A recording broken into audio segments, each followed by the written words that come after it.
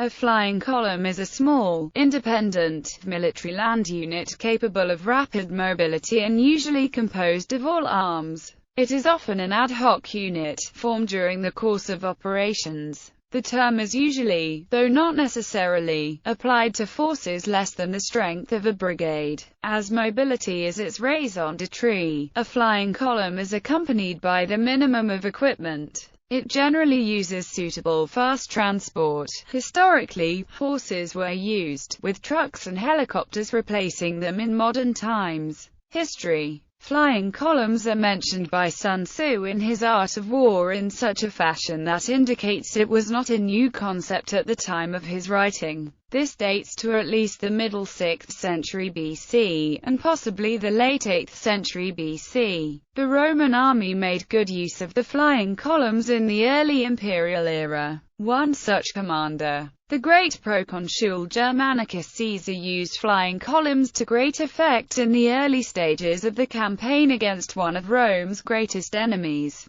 Arminius. Scouts, raiders, and screening forces were used against the Germanic tribes responsible for destroying 3 Roman legions in the Battle of the Teutoburg Forest. Or commando in 17th–20th century South Africa may be regarded as a form of flying column. The mobile columns employed against Boer forces by British Empire forces in the South African War of 1899–1902 were usually of the strength of 2 battalions of infantry, a battery of artillery, and a squadron of cavalry, almost exactly half that of a mixed brigade. Flying columns have also been used in guerrilla warfare, notably the mobile armed units of the Irish Republican Army during the Irish War of Independence 1919–21. In the 1920s Defence Scheme No. 1, the proposed Canadian response to an invasion by the United States, Lt.